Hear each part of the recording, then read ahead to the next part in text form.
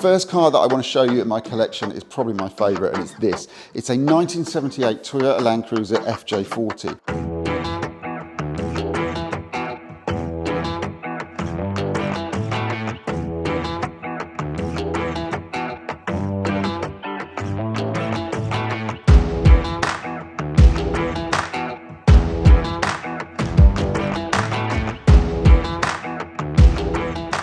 It's a super original car. This one's a Californian import. It starts up, it fires up, it will drive, all the gears work, the low ratio gears work. This is the petrol version. It's got a 4.2 litre straight six engine. It's got the original paint on most of it. The bonnet's actually been replaced at some point, but basically someone's owned this and used it kind of off-road, but they've pretty much looked after it and kept it original. It's even got an original 8-track tape deck in it. Now, some cars, when you get them, look amazing. They have an incredible paint job, and when you dig a little bit deeper, you realise that actually it's full of filler and rust. This one is kind of the other way around. As you can see, it's got a fair amount of patina in it, which is a posh name for rust. It's a little bit pitted, but there's nothing too serious. There are some areas around the back which are going to need a bit more attention, but the great thing about these cars, a bit like Land Rovers, the panels all bolt on and off, and you can get the panels fairly easily from the States. So I've ordered the panels that I need, but I'm going to basically try and save as much as I can and keep it as original as I possibly can too. The interior is also in good condition. It is going to need a little bit of attention. There's a couple of areas that have been, in the past, someone's had a go at welding them. They haven't done a great job. So what I've done is I've bought replacement parts. I'm going to cut out the sort of rubbish welding that's been done, and I'm going to put in new panels. So everything's kind of there. It just needs a light to medium restoration. I could drive it like this, but I just feel like, you know, it's had a tough life, and I think it deserves to kind of live again as a kind of a restored vehicle. So first things first, let me show you around it. Okay, I've switched to the mobile camera so that I can move you around the car a little bit more easily. I'm going to show you some of the other features of this FJ that I just absolutely love, but also some of the issues that we found that are definitely going to need to be rectified during the restoration process. Now, what I really like about these cars is, I think it was 78 and earlier had this kind of rounded bezel here. The later cars have it a more square, which is fine, but I just really like that shape. This is the original bumper. These things are like unbelievably solid, and someone still managed to bend it there. I do have a replacement OEM bumper for it, but as I say, I'm going to try and keep all the original parts where they're original. Nice original wheels with worn locking hubs, which still work. That's nice. Here's the kind of rust, but like I say, we rubbed it away, and it's nice quality metal. Same here. We've got kind of patina here, but basically once you rub it away, you can see here we've got nice quality metal. It's going to need a new aerial.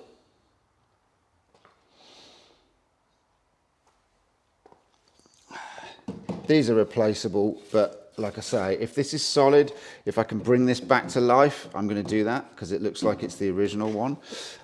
Door bottoms are pretty shot. Funnily enough, this car's got a kind of, the driver's side seems to be a lot worse than the passenger side. Now, here's some of the more serious rust. But like I say, this entire panel is actually removable, and I've got spare ones, so hopefully it's just going to be a kind of bolt on and off. But you know what? If we can save this, I'm going to have a crack at it myself. If I can save this, then I will, because I just think it's really nice to kind of keep as much of the original parts as you can. And also, you know what? There's not like loads of these around. It's getting harder and harder to get original parts. So I kind of feel like if I can save the parts, I should.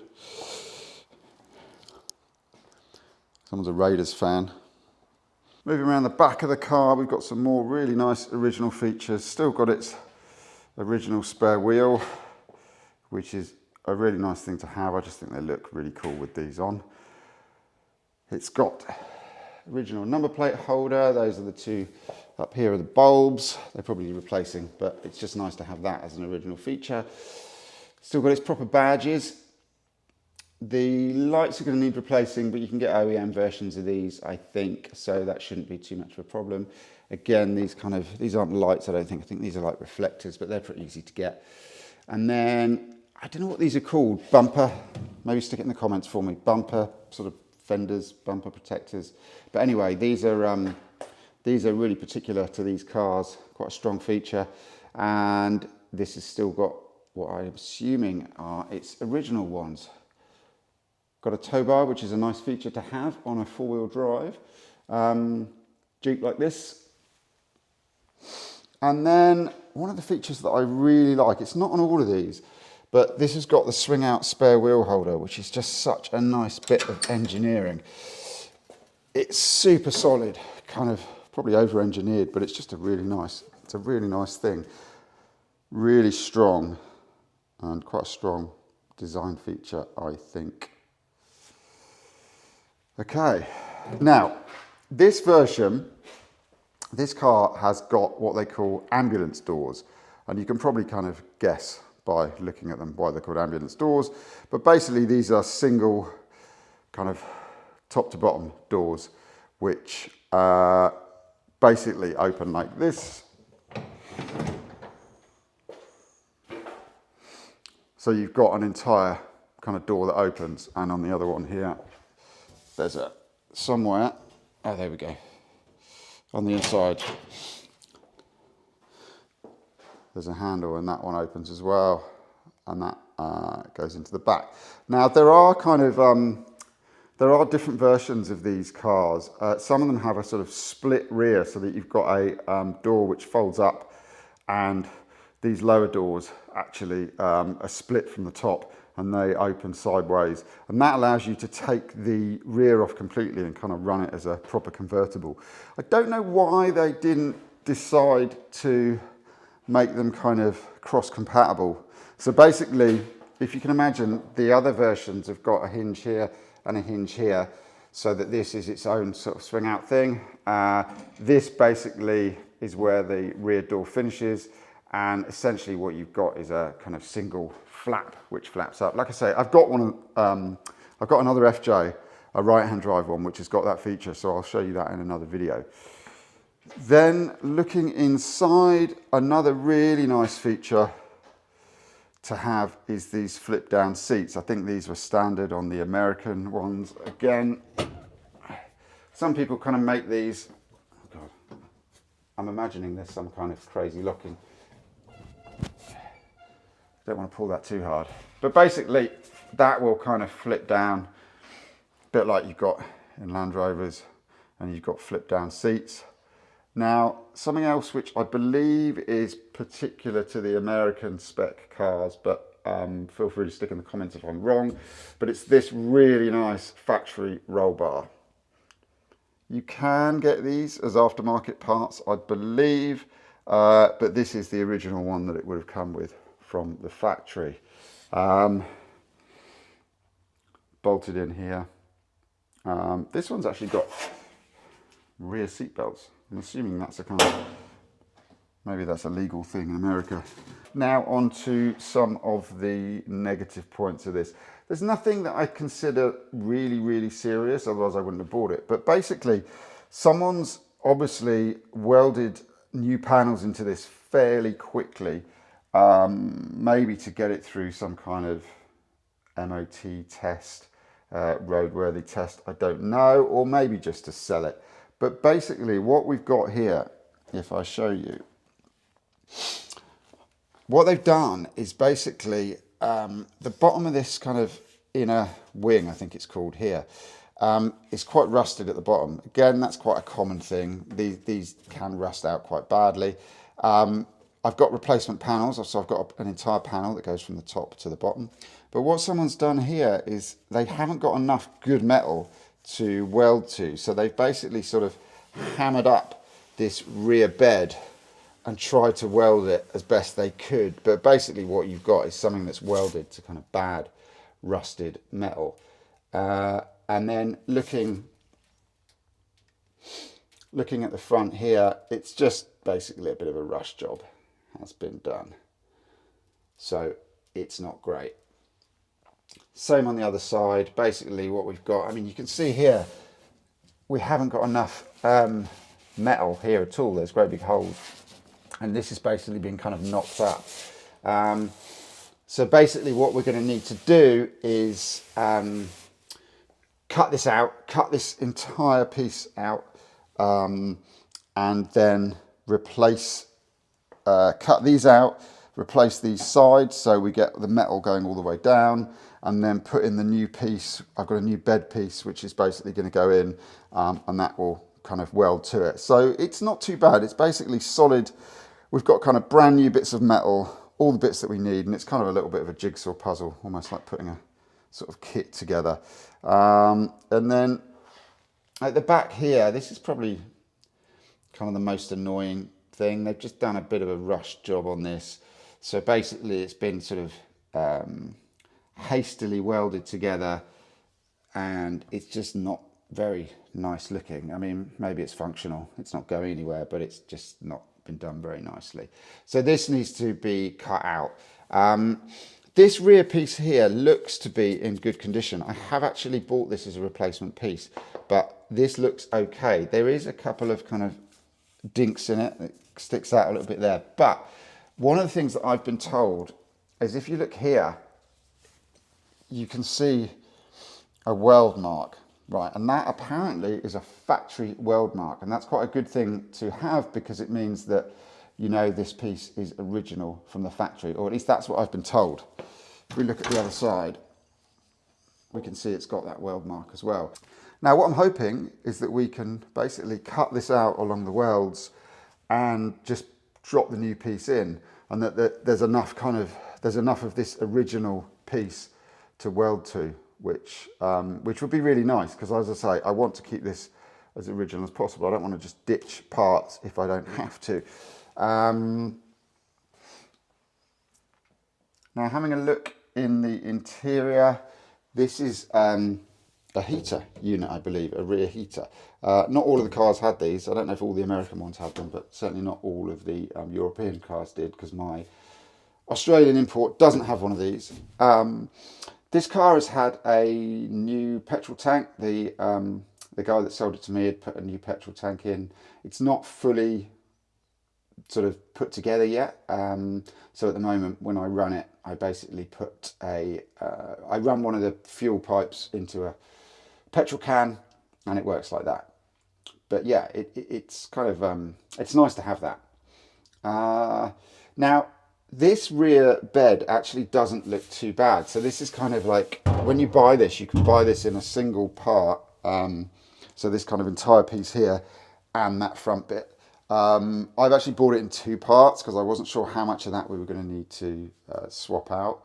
But as I say, I'll show you around the other side of the car and you'll see what I mean. It's basically what we've got in other areas of the car is the same sort of issue as we've got here. Someone has sort of quite hurriedly welded some new panels in. It's not been done very well, so we're going to need to basically cut those panels out and start again. Now, this side of the rear has got some of the worst corrosion, but as I said, these pieces here, this kind of, this entire back section here is actually replaceable. So what I'm going to be able to do is basically bolt on, hopefully bolt this off and bolt on an entirely new section.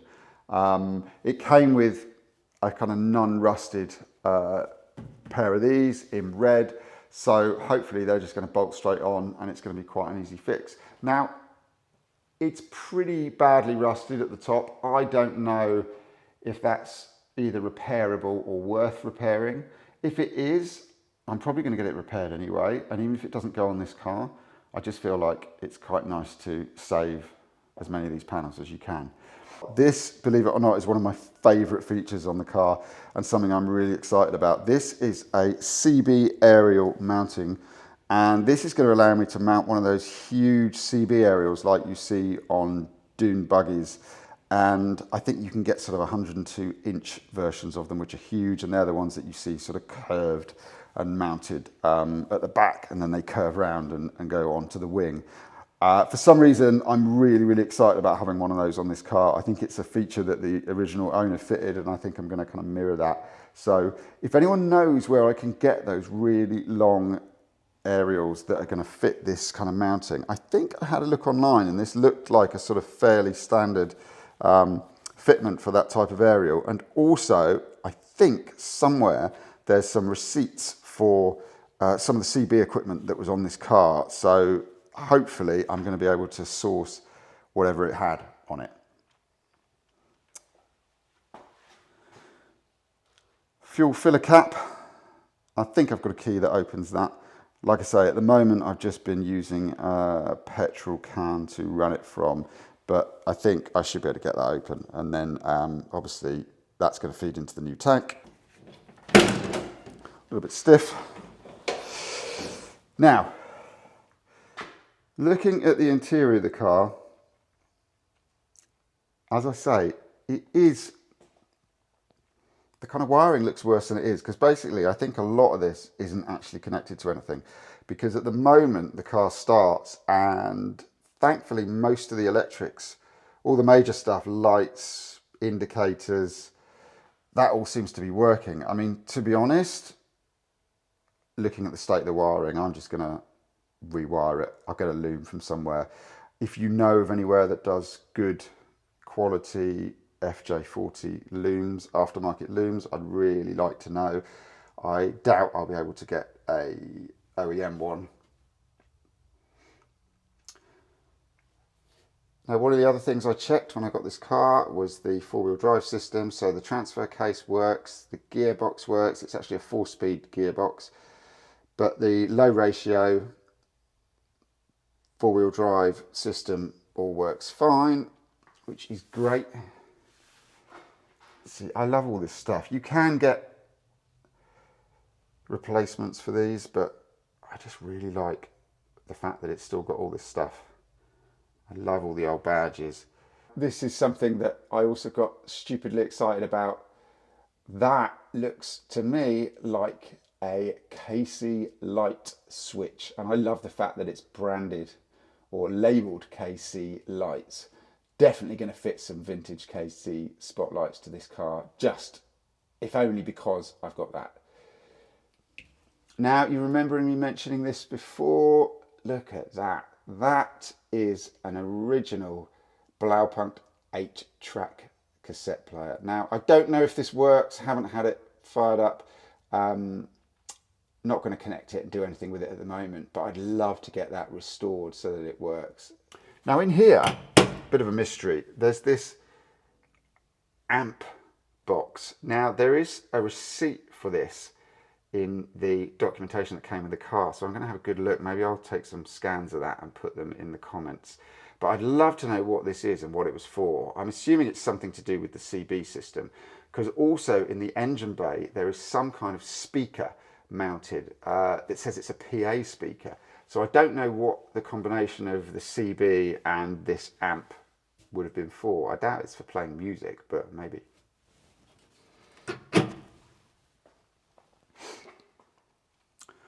Now the door cards actually aren't too bad. These are quite easy to get hold of. I've actually got some new versions of these. I actually got them in grey because the seats that I've got in this car are grey. It's a shame that someone cut a hole in them, because these would have been fine otherwise. I think maybe if I could get some vintage speakers, vintage looking speakers, I might mount them, because as I say, I'd quite like to keep this original stuff if I could.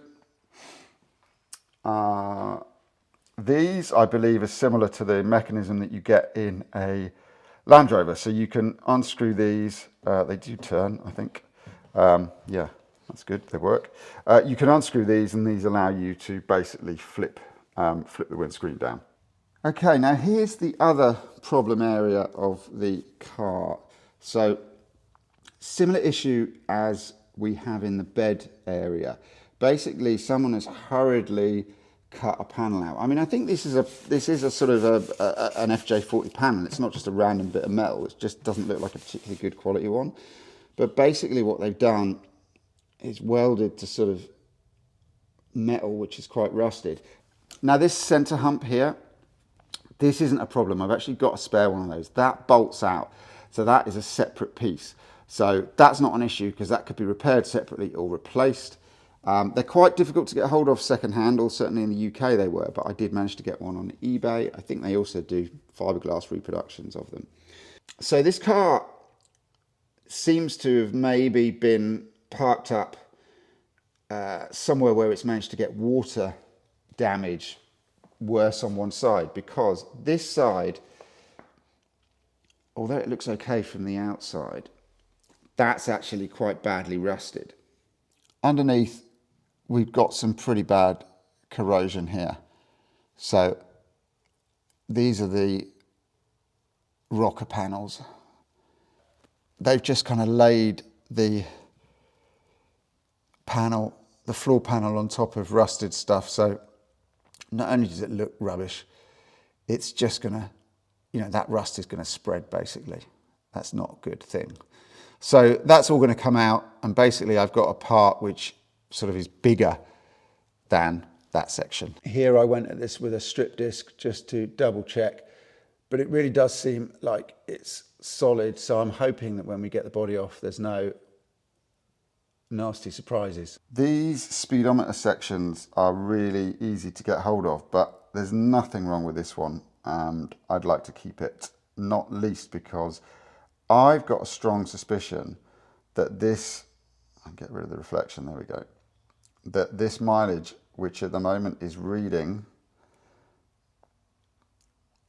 50,009 miles, with the documentation that came with this car, I've got a strong suspicion that that is genuine, which would be amazing.